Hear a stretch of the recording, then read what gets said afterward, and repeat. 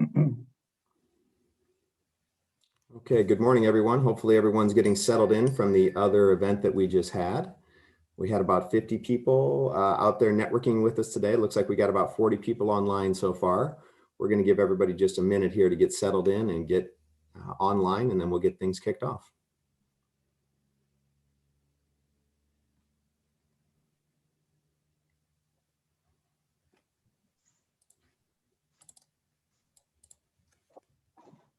We'll probably give it to about 9:01, 9:02 here, but welcome as everyone joins the room.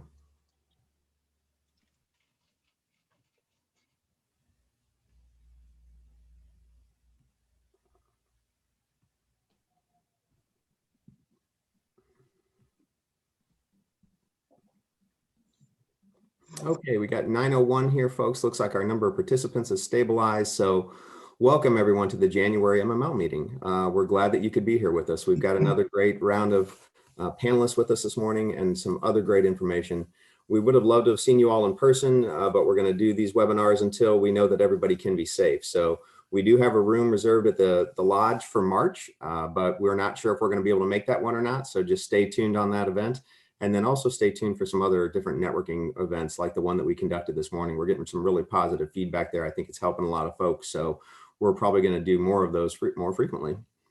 So we're excited to be here. I would be remiss if I didn't mention that this is all made possible by our sponsors. Lapata Flegel, who Mike Weiss on your screen is a partner there. CMA Global, they are also in the room with us here today. Parkside Financial, Black Twig, Polsinelli, who Lillian Davis is with. And I also should mention that Black Twig brought us Gentry Syed this morning. And then Atomic Revenue, who Tara is the CEO for, and then Swift Systems, which is our company. So thank you for all of our sponsors. We appreciate all the hard work and everything that you do to make this happen.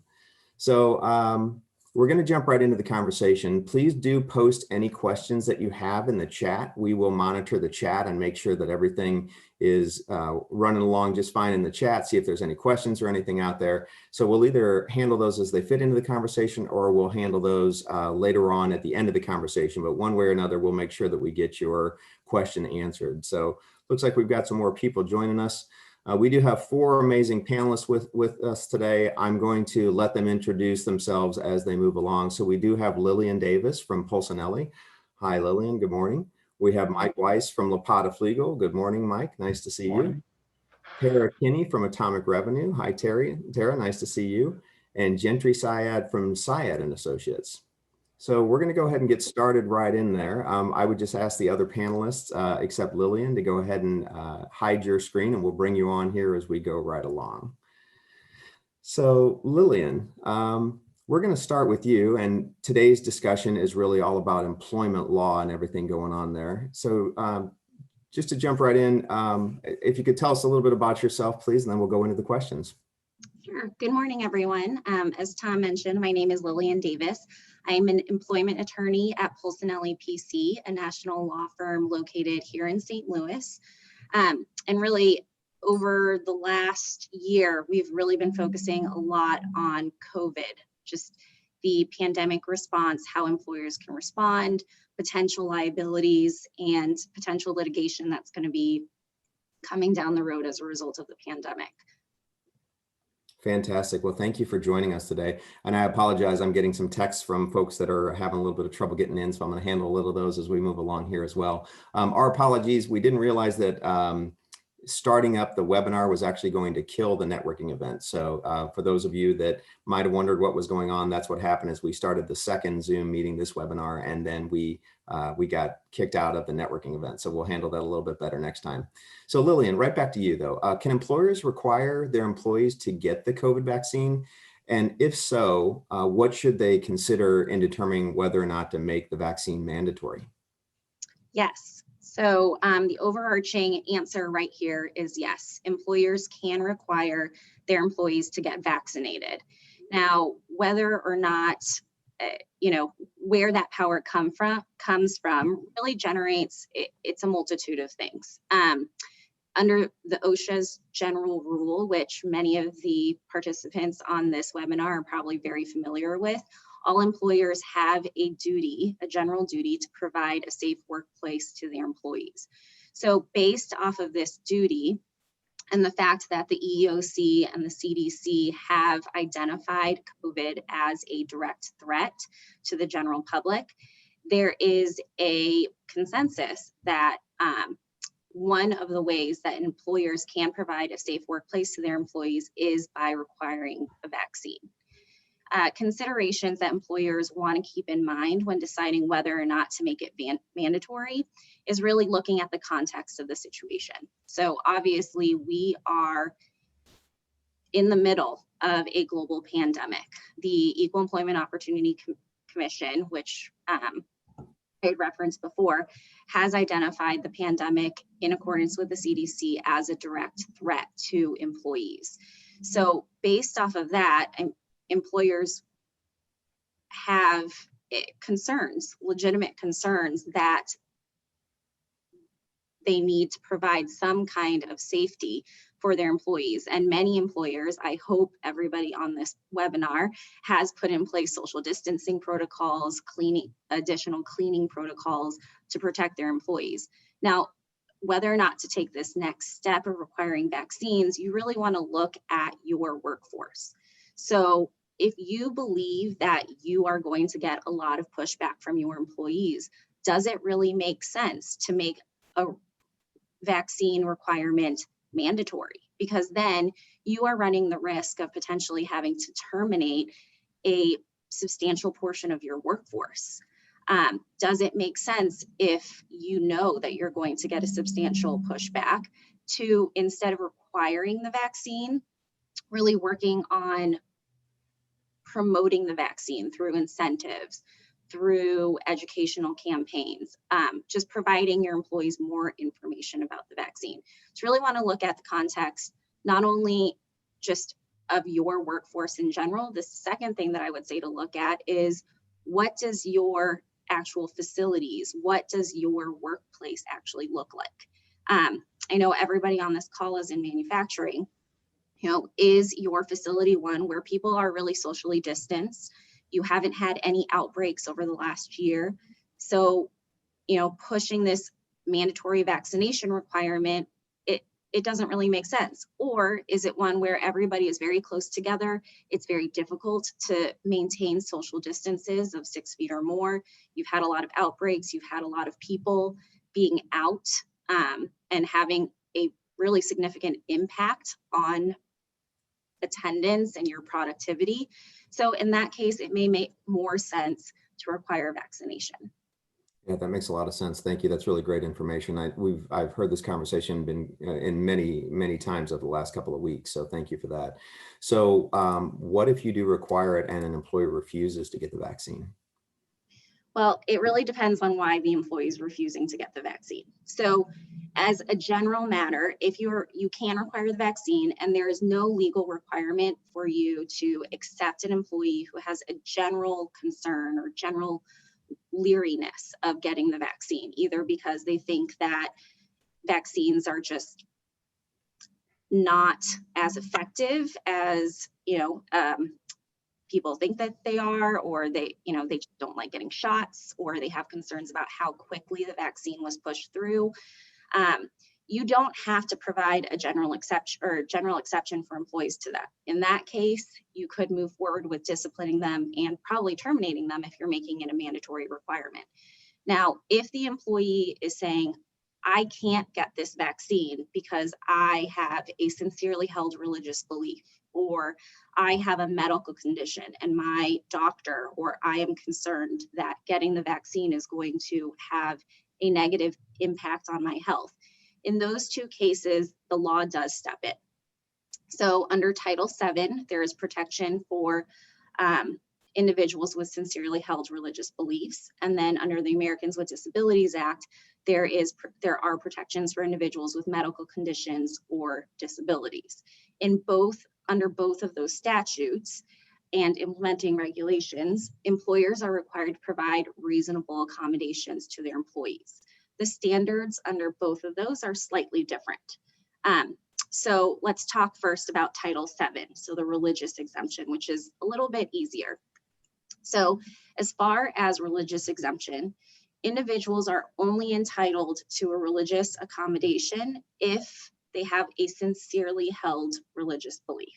Now, how do you decide if it's sincerely held? It's honestly difficult. So most of the time, it's going to be having discussion with the employee to determine, pinpoint whether or not they can articulate what the religious belief is, and maybe even some kind of documentation or just having some kind of evidence that they are actually practicing in that religion. Now, I'm not saying that with every employee you need to have them get a note from a pastor. That may not be necessary at all, but just having that conversation to really determine whether or not it's a sincerely held religious belief. Now, from there, if it is a sincerely held religious belief that prevents them from being able to get the vaccination, then you need to look again at the employee's position and your workforce to determine whether or not there's a reasonable accommodation available to the employee. Now, under Title VII, you do not have to provide a religious accommodation to the employee if it's an undue hardship. Undue hardship under Title VII with regard to religious accommodations just means that there's a de minimis cost or burden to the employer. That's a very low bar. So to the extent that if your entire workforce is going to be getting vaccinated and you only have one employee who's not going to get vaccinated, or a handful of employees who will not get vaccinated because they have a sincerely held religious belief, technically, if that means that you need to even change their schedule or put up plexiglass and it's going to have a cost to you, arguably that could be a de minimis cost or burden. And you can say, I'm sorry, we engaged in this conversation with you, but we cannot accommodate you. Now, there are significant risks involved with that, and I would recommend that no employer take that action without really talking it through with legal counsel. Yeah. So now the second part, if you have a disability or a medical condition that prevents you from getting the vaccine. Now here, that is where you see a lot of conversations regarding reasonable accommodations because the standard is much higher for employers. So under the ADA, again, you have to engage in this conversation with the employee about the medical condition, why it really prevents them from getting the vaccination. Employers are permitted to request documentation from documentation from the employee's physician to really determine that the vaccination cannot be given to the employee. From there, again, you're looking at the reasonable accommodation. And again, there is no bright line. You need to be looking at the employee's position and then your workforce as a whole, and then determining whether or not there's a reasonable accommodation. Under the ADA, a reasonable accommodation could be a leave of absence. It could be modifying the employee's job duties. The only time that an accommodation is not truly considered reasonable, or you don't have to provide the reasonable accommodation, is if there's an undue hardship. So of course, Congress uses the exact same phrase, but different standard under the ADA. So under the ADA, it's an undue hardship only if the accommodation is unduly extensive, substantial, or truly fundamentally alters the nature of your business or prevents the employee from being able to do the essential functions of their job. So that's where it's a much more tenuous analysis, and there's much more protections in place for individuals with disabilities. Gotcha. Great information. That's amazing that with all the detail that you're providing. Thank you for that. We do have a question coming in from chat. This one comes from Kim Baker. Thank you, Kim. Kim asks, what will the liability be if an employer requires a vaccine, excuse me, and an employee dies or is temporarily or permanently disabled? So that's really going to depend on how the vaccination is administered. We generally are recommending, unless you are a healthcare provider, that you are having a third-party administrator administer the vaccines. So you can, if you are making a vaccine mandatory, you can require the employee to simply go to Walgreens or their doctor's office or wherever the vaccine may be available to them, and then simply provide proof. You don't necessarily have to have the vaccine, in your parking lot or at your facility. So then it will become an issue of, did they sign waivers when they got the vaccine from the third-party administrator and such. Usually the liability will fall with whoever is administering the vaccine. And then of course, there can be secondary liability where the employee can say, well, you made me get it and I wouldn't have gotten it, but for the fact that you required me to, so you should be liable. Unfortunately, like many of the things that we're seeing with COVID, we just don't know how that's going to play out in court yet. I would, we just don't know how it's going to be. We don't know if a court will rule the employer was just fulfilling their duty to provide a safe workplace to their employees. They had the legal ability to do that, and it wasn't a direct result of them requiring that you suffered an injury. So unfortunately, we may have to see just what the precedent rolls out. Yeah, absolutely. As I found out, one of the top words in 2020 was unprecedented, and I think we're back in that space again. Well, it looks like we got time for one more quick question. So if an employee has contracted COVID, are employers required to report the positive case to any agencies? Yes. So the first thing that you want to be checking for is whether or not the statutes and guidance in your local area require you to report it to your health agency. So I know, for instance, in Illinois, you have an obligation to report that regardless of whether or not it's work-related to the Department of Public Health. In Missouri, it varies by municipality. So just want to look at, the local county to determine whether or not you have to report it to the local health agency. From there, I think everybody here is probably very familiar with OSHA, and OSHA has provided guidance saying that COVID is a recordable event and should be reported on your 300 logs if it is work-related. Now, it's really difficult to determine whether or not COVID could be work-related, but what OSHA really cares about is whether or not the employer has made a good faith inquiry into whether or not the COVID illness, was contracted because of work. So as part of that, employers are going to want to keep documentation that they had a conversation with their employee who has positive case, as to whether or not the employee maybe knows how they contracted it. Maybe they already know, I'm living with my mom and my mom has COVID, so that's probably how I received it. You can even ask the employees about their activities outside of work. Have you been to a gathering lately where you have, not been socially distanced, you didn't take precautions, things like that, to determine whether or not any of their outside activities may have caused them to contract COVID.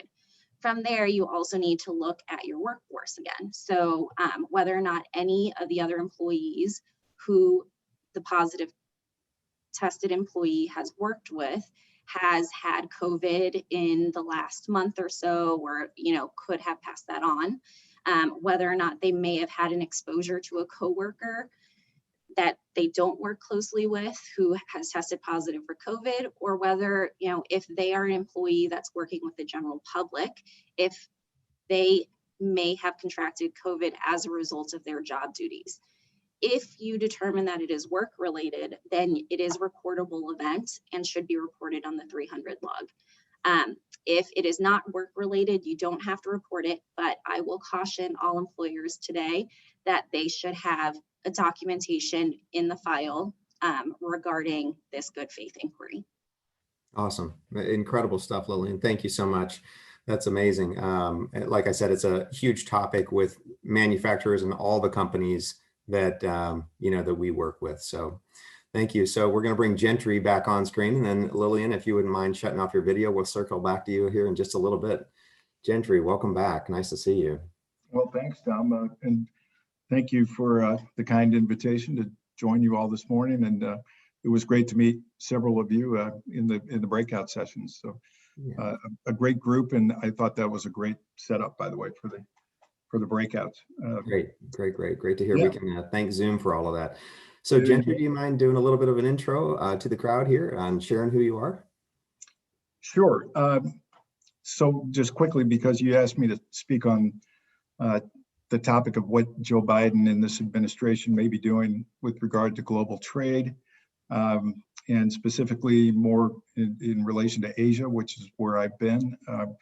I'm going to try to figure out, if I can, what to anticipate as far as what this administration is going to do vis-a-vis China, but more importantly, Greater Asia and anywhere else that the U.S. has strategic and political interest. Having said that, so I'm an attorney. I was originally I am originally from St. Louis, and I was a partner at Armstrong Teasdale, which is a firm here. My practice at the time was litigation, primarily federal court. Armstrong had an office in China, and I had some clients who were over there and asked if I would come to China and manage them, which I found incredibly frightening because I had no Chinese experience and I didn't speak Chinese. So anyway, I ended up there managing that office, and couldn't have been happier about the way this has all turned out. So I went over there on a 2-year assignment. 15 years later, I'm still there. I was ultimately picked up by some bigger firms and ran Asia and other parts of the world for them as well. So my practice went from litigation to a real international practice, which included a lot more M&A and transactional work. So those of us that were there last fall, we all knew in September that things were going bad in Wuhan, and we have a U.S. consulate in Wuhan. I do a lot of work with the U.S. government, and they were telling us, giving us pretty good hints that if we were going to go home for Christmas in December, we should go early and get out.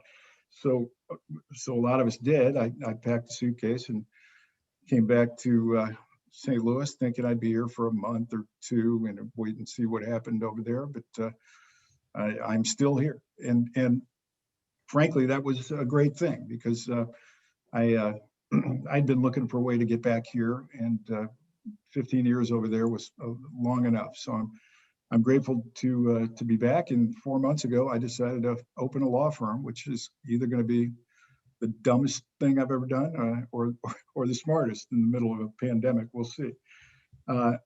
Having said all that,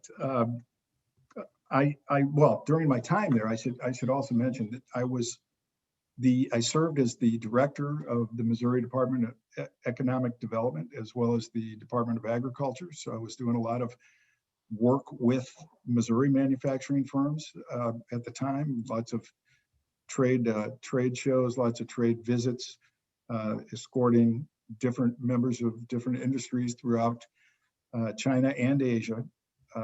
And then following that, through other firms I ultimately worked for, I did the same for the state of Minnesota, the state of Iowa, state of North Dakota as well. For all those states, including Missouri, I organized trade missions, tried to focus different groups who were affiliated in agriculture, say, and soybeans or corn. You know, we would escort them through China, sort of from a nuts to bolt tour.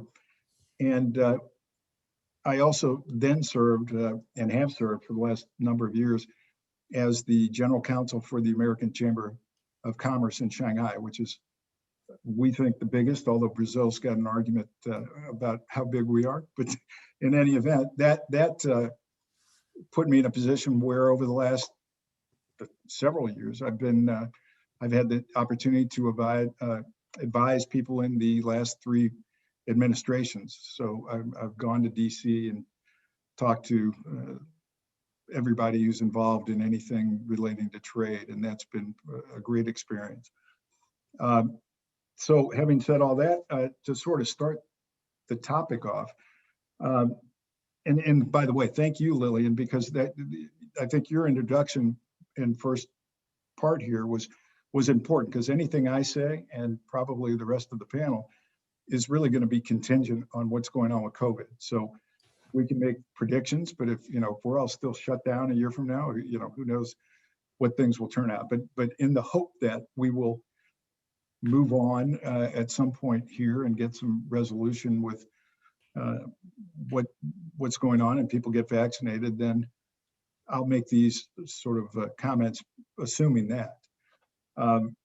So as a starting point, there's really no great idea yet what President Biden's going to do in terms of global trade and specifically in Asia. And the reason is that, frankly, during the campaign and the debates, nobody asked him. Right? So he never had to answer the question of what his plans are.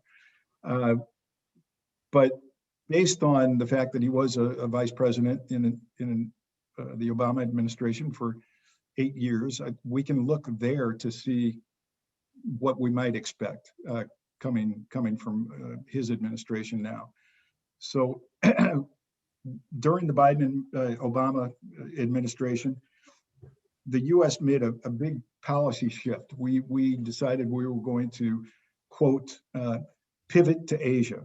And essentially what that meant is that the administration then decided to take our resources, time, efforts that were being spent in especially the Middle East, but other places around the world, and we were going to focus those resources more towards Asia, recognizing that China is a threat, and that politically, strategically, militarily, and that we had to apply those resources in an effective way to counter China and keep our allies believing, and hopefully they do, that we are there to help them, because nobody in the region likes China, and there's a lot of reasons for that, which I can go into if anybody cares. But more importantly, there was a foundation of the policy of the Pivot to Asia policy, which was focused on isolating China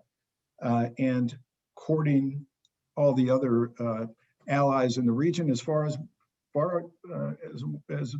South America. So a key point to that pivot was the development of what we call the TPP, which is the Trans-Pacific Partnership. And that was something that the US promoted as a trade agreement among countries that, well, anybody that touched the Pacific Ocean. And that means Chile, Peru, all the way over that way. It means Mexico, it meant Canada. I'm not sure they always had their geography correct, but there were about 12 countries that were going to, and eventually did sign what was a monster trade agreement. But as that was being done, China was counterbalancing already with what they called their Asian Investment Bank, where they had attracted a lot of countries, even some of our allies like the UK, to join them in a trade treaty. So there was a hot flash going right there between potentially large trade groups. Now the point of the TPP was to shift that power to the US and its allies in the region. And we wanted to bank on the fact that countries like Vietnam, Japan, South Korea, who are very concerned about China in the region, had something that they felt they could be a part of, and that we would lead ultimately. It was Secretary Clinton at the time who was the proponent of TPP. She was the real designer, backer, supporter, and voice for what TPP was and why it was going to be a great thing. And the key point of that was we were going to have all these countries, but not China. And we were going to isolate China. I mean, and that meant Australia, New Zealand, everybody else in the Pacific region. But we weren't going to let them in. And of course, that didn't do anything but make China mad. They're like a little kid in the sandbox. If you kick sand at them, they're going to kick it right back to you, but 2 times as much. So there was a lot of tension that came about as a result of us pushing TPP. At the same time, China was trying to court their own trade agreements. part of that is Belt and Road. If you've heard of that, that means China's buying off all those Stan companies, Turkestan, Kyrgyzstan, Kazakhstan, and basically making agreements with them where China will come in and build infrastructure for them if they will give them long-term leasing rights on property and resources. So and it's not been a great program for China, by the way. They've inherited a lot of treaties with countries that are never going to pay them back, and they've got a ton of debt. So that aside, there was really a fight for regional influence, and that ultimately was realized in different areas of trade, and the battle of who was going to control the region, who had access to the best ports, who was going to be a great trading partner for individual companies, but also the U.S. and their different allies. How well were we going to do out of this at the end of the day? So the TPP looked good on paper. It looked like something that was a good strategic plan. It looked like it was going to offer U.S. companies doing business throughout that region, and again, pretty widespread. It was going to offer them opportunities to share in economic development throughout Latin America and throughout Asia. The problem was when people actually looked at the language of the TPP, it was pretty clear, and the critics of TPP really began to get very vocal about it, that it wasn't a well-drafted treaty, and it was something that raised a lot of concerns with U.S. companies in particular, who thought, well, if I'm a mid-sized manufacturing company, this agreement isn't going to do anything for me. It's going to protect the big giant U.S. companies, GM or whoever, but it's not going to protect me, and I'm going to lose jobs because really we're offering employment opportunities to the more developing economies that were in the agreement and with the agreement. So Mexico might have had a great deal out of TPP, but a lot of critics thought that the U.S. necessarily wasn't going to have a great deal there. So you end up with the election, the pending election coming in 2016. Secretary Clinton, who was the lead proponent, all of a sudden found herself, versus Donald Trump, and Trump, as we know, and which he pursued over the 4 years, was get out of any of these large multilateral agreements that always fell on the shoulders of the U.S. to pay, and we still wouldn't get anything out of it. So there was a great debate there. Trump was persuasive, and at the end of the day, not even shortly before, but during the campaign, Secretary Clinton changed her mind and said, yeah, this is a bad agreement. And the agreement was signed, but never entered into, and never implemented, because people decided that this wasn't a great idea.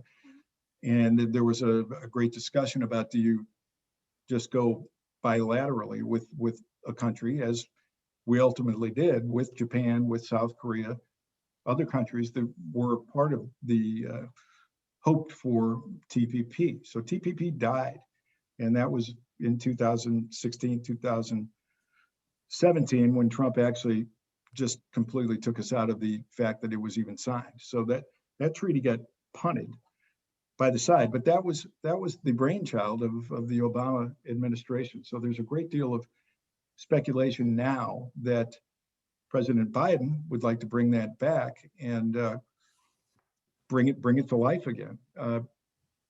It's an interesting proposition, but for the fact that we sort of missed the train, if that was a good trade agreement in the first place. But we've missed the train because China's already got their investment bank, and other countries, after we withdrew from TPP, signed up their own agreements, and you're not going to sort of put the plug back in the bottle after it's been gone. So that is an interesting thing to look for, because that does obviously impact American companies, manufacturers who are not just in the US, but any of those with operations throughout any of those regions, Latin America or Asia, and how that might affect their budgeting, their programming, what they're going to do with their employees. We'll see. So we're not sure if TPP will be back on the table or not. And it's not going to be right away. If it is, I would say that if President Biden decides he's going to bring back TPP, that won't happen for a year or two, and it still would not involve China. Obviously, right now nobody's really happy with China for a lot of reasons, and that could be from COVID, unfair trade practices, human rights, whatever you list them up, and I'll talk a little bit more about that as to how that affects manufacturing companies' decisions to either go to China or go somewhere else, and we'll get to that in a second. So, but ultimately, it was a policy. Do you go one-on-one with Japan or South Korea, or do you bring in an agreement that has 13, 15 different companies involved? And then what's the U.S. burden under such an agreement? Is it another situation where we're going to pay for most of it and other people are going to realize the bigger effect? That's the political part. As a practical part, it'll address sort of similar issues that NAFTA did.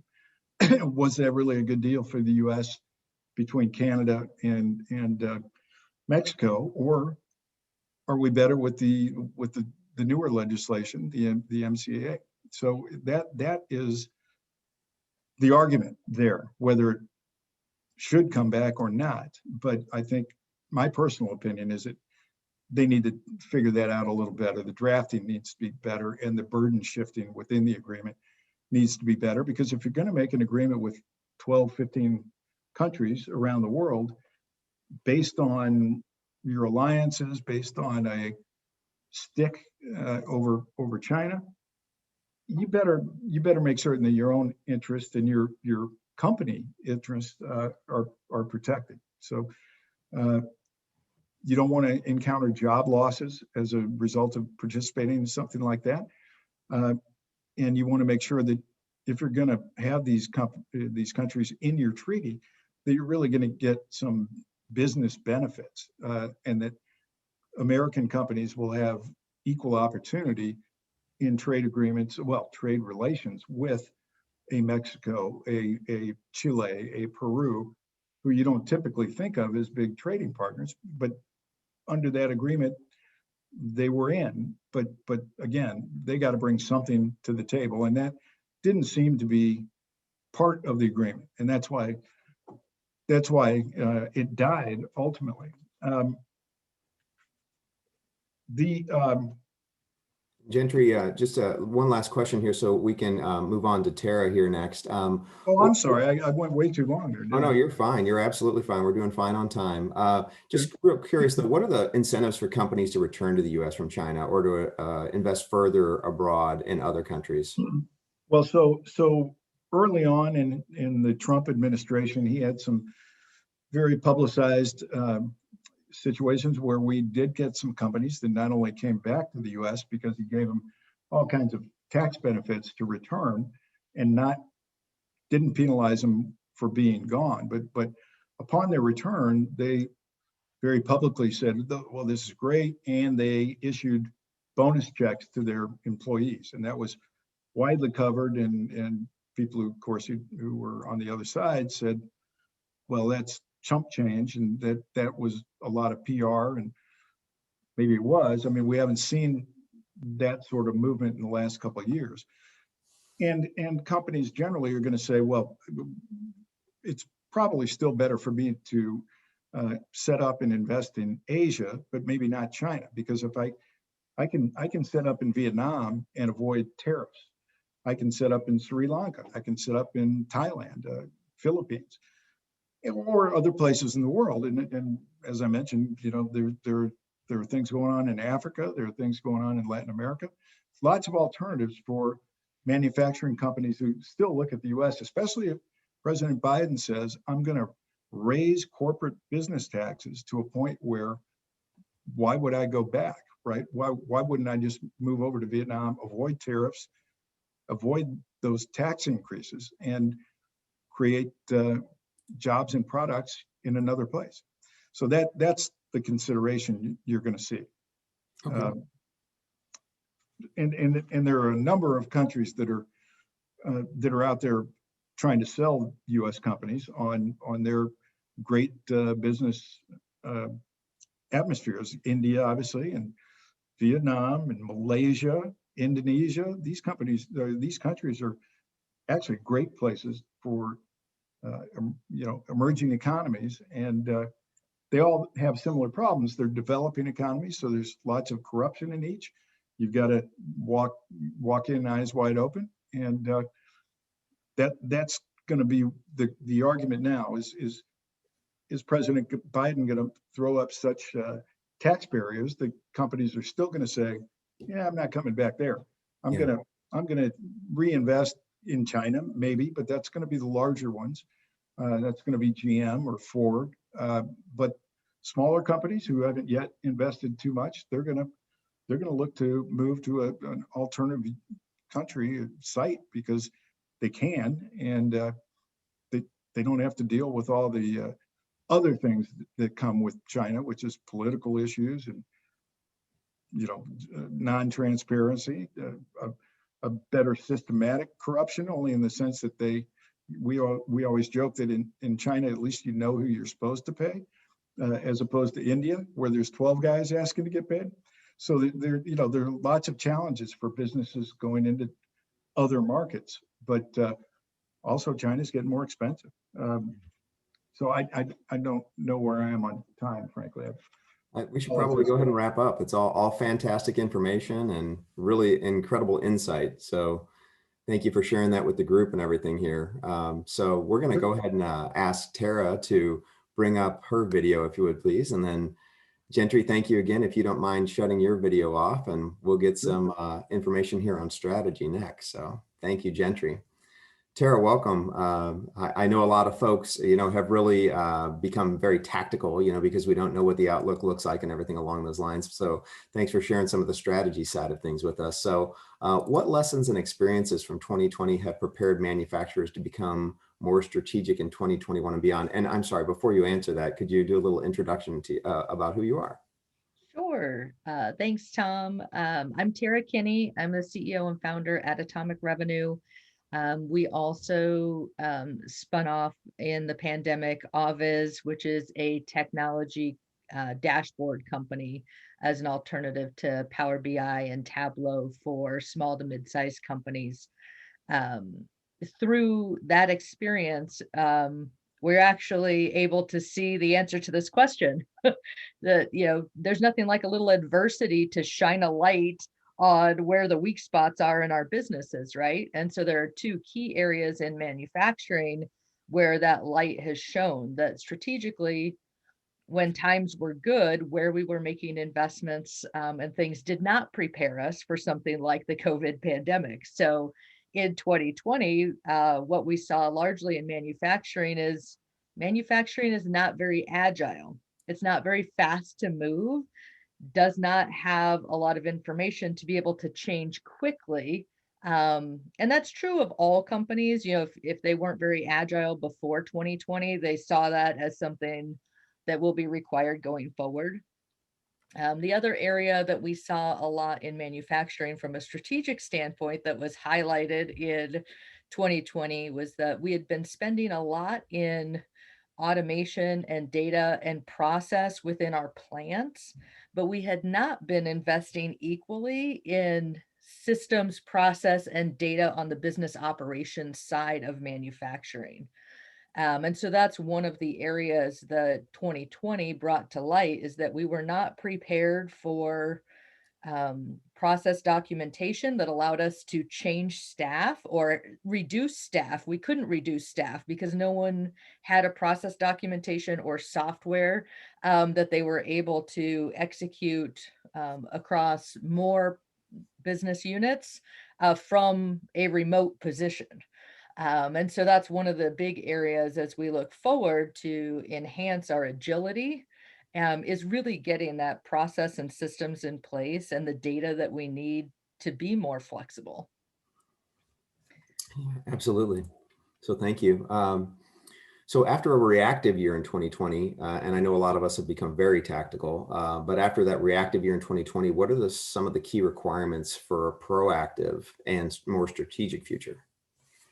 Yeah, so one of the big things that a lot of the research companies are bringing to light, but a lot of business owners, leaders are experiencing firsthand is that historically we had all of our systems and our data segregated.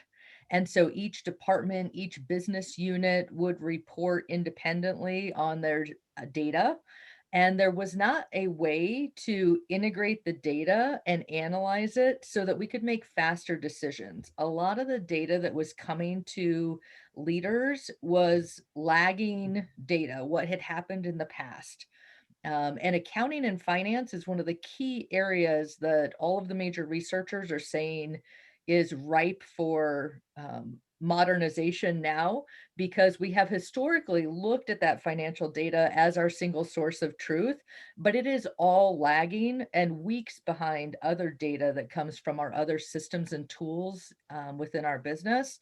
So if we can set up leading indicator dashboards that integrate the data across business units, across departments, then leaders are able to more confidently be strategic about their decisions because they can see that something's coming and make a decision before they have to wait for, sometimes months, definitely weeks for the lagging indicators to show up. And we really see that strategically, companies that have leading indicator data have good systems that integrate that data and get the right information to everyone across all their business units, across all layers of the company, so that they can do their jobs every day. Those companies have a huge competitive advantage. And we saw a lot of companies get beat by the competition historically just by quickness to make a move. And so that's going to be a huge thing about staying strategic, not only in 2021, but beyond, is making sure that you and all of your employees, especially your leaders across all the different functions of your business, have leading indicator data. Very good. Yeah, I can totally relate to that. I heard a great analogy once of you can't run your business through the rear view mirror because the windshield is so much larger. So if you can look through the windshield, move forward rather than the rear view mirror looking backwards. Great information. Thank you. Absolutely. So looking ahead, what are some of the strategic opportunities or threats on the horizon that manufacturers can and should start incorporating into their strategy sooner rather than later? Yeah, I think the big area is looking at the business operations side. We absolutely need that process automation and those other aspects in our plant structures. Sorry about that phone ringing. No worries. Um, Working from home. yes, so we still need that. However, if that data is only accessible in the plant and only by people that have access to those systems, it's not integrated with the business operations side. And the business operations side is a key area ripe for investment right now on being able to integrate those systems. We're working with a lot of companies right now that are realizing that they don't have good CRM systems in place. And because marketing and sales are not providing leading indicator data, the production side is not able to forecast and determine which product groups or which categories are going to be increasing production based on what's going on in marketing and sales. That's one area where data is becoming more and more important. And in your marketing data, you're able to see the types of businesses and industries that are actually interested and communicating about the types of things that you do, especially on mid-supply chain B2B side. We are seeing a lot of manufacturers that have multiple divisions and multiple product categories, but they have not integrated their sales organization for cross-selling and cross-promotion, which is a huge opportunity where within your own organization and within your multiple divisions, you can all compete better. And it all goes back to systems. There is not a documented process. There is not shared systems. There is not cross-sharing of information between business units that allow companies to succeed, or really even pursue their strategy to the fullest. So historically, when times are good, we put a strategy in place and we kind of work in that direction. The goal was always get people rowing in the right direction. Well, now as you look beyond 2020 and in the future, give people the data so they can see whether or not they're going in the right direction and make changes almost immediately. We have generational transitions. We have younger, more technology savvy workforces coming into place. And everyone in our organization, especially on the business operations side, is making decisions almost every single day. And where we used to take weeks or months to make a pivot or a transition decision or to put in place a process and make changes to it, once the process is documented and in place and the data is in place for people to know what's working and what's not, you empower your entire workforce to make changes to that process and make better decisions using the data. So for definitely beyond 2021, as we look at this next generational transition and we look at the importance of technology, companies that don't modernize on that side of the business operations house are going to get left behind. It's just too easy for other people to come in and be tech savvy from the start. So more established organizations have catch up, which is harder and more expensive than a new player coming in and setting up all the right systems from the get-go. Yeah, no, that makes complete sense. So what would your recommendation be to someone who's still using Outlook for contact lists or Excel spreadsheets to keep track of leads? What would your recommendation there be? So we are currently working with quite a few manufacturers that are in that exact position. So we want to determine what are the types of ERP systems and accounting software and other systems that are being used within the organization. You really do need a centralized contact record management that is accessible by all your departments, for the information that they need. So we don't want separate systems set up in separate divisions or in separate departments, because that causes the breakdown of data, and it's more costly in labor dollars. So the investment in technology absolutely pays off in labor savings on those types of investments. So you need to pick a CRM, map the process. What process is currently taking place and where are the opportunities to improve that process? Most companies do not have process documentation for their customer experience from start to finish.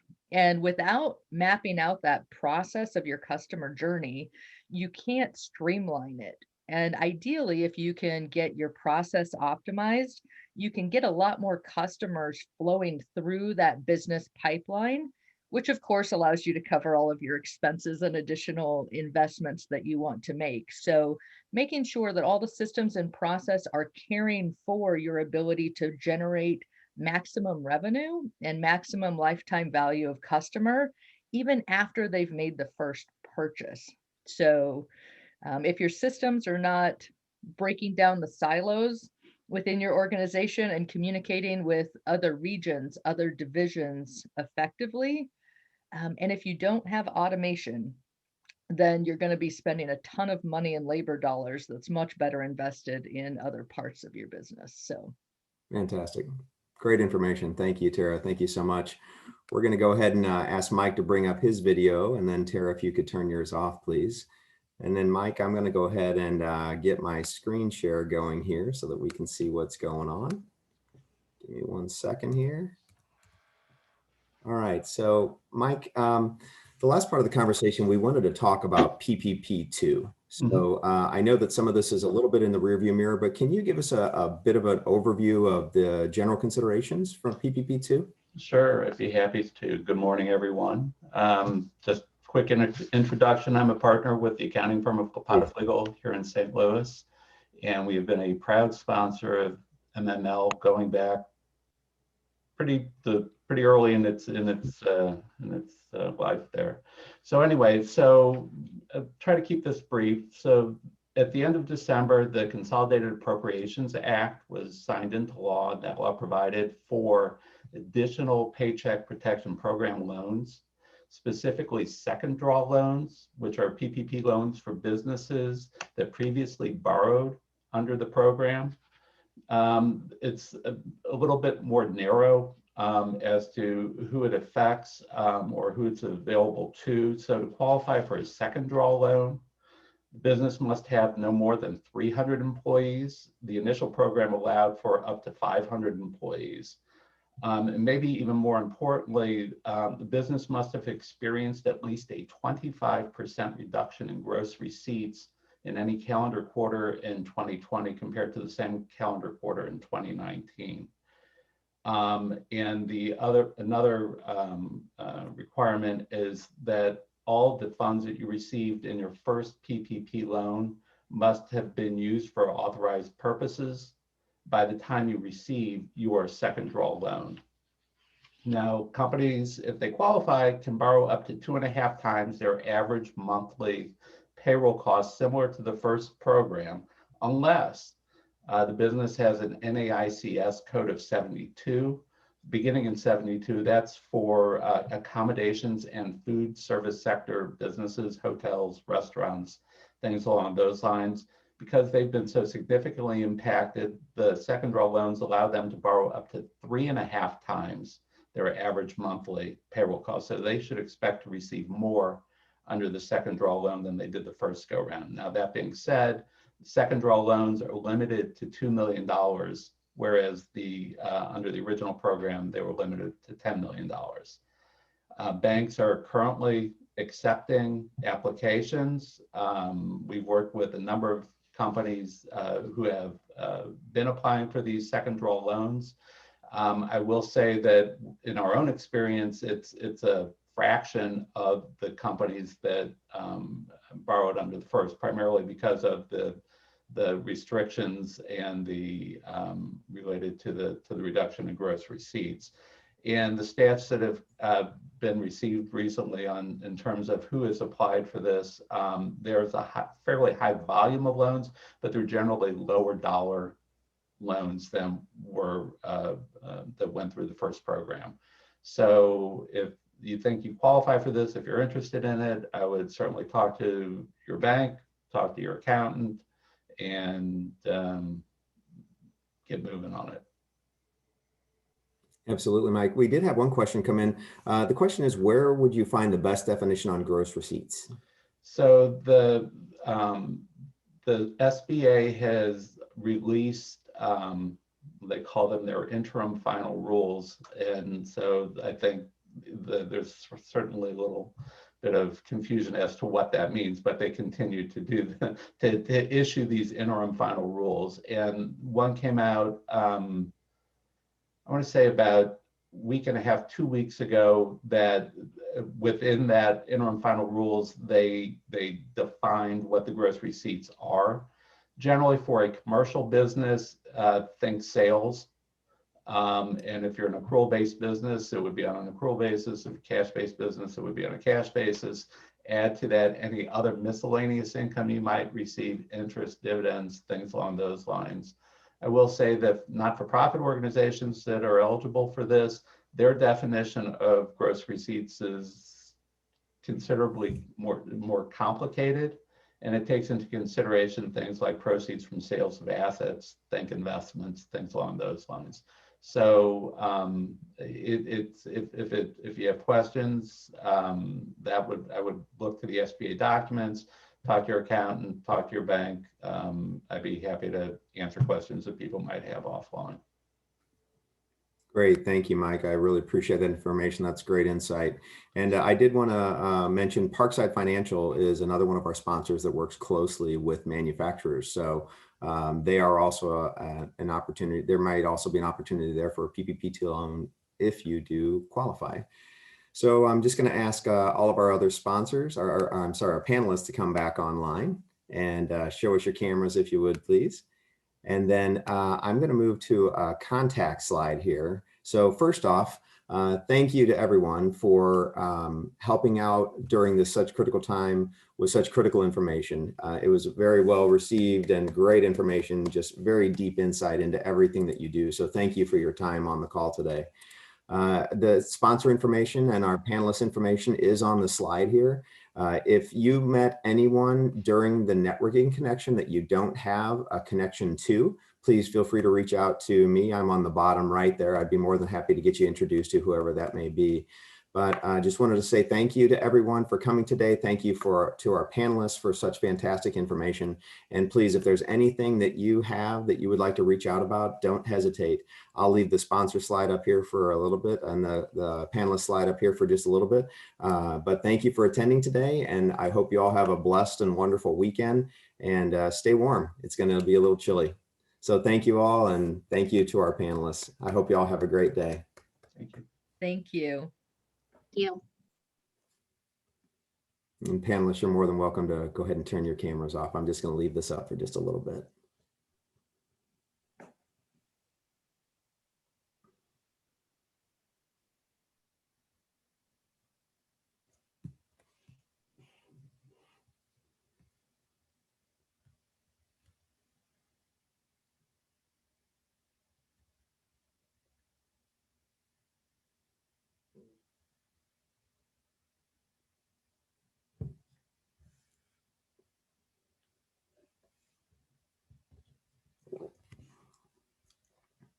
Okay, everyone, we're going to go ahead and close this down. So thank you so much. Have a blessed, fun weekend, and we will see you all soon. Take care.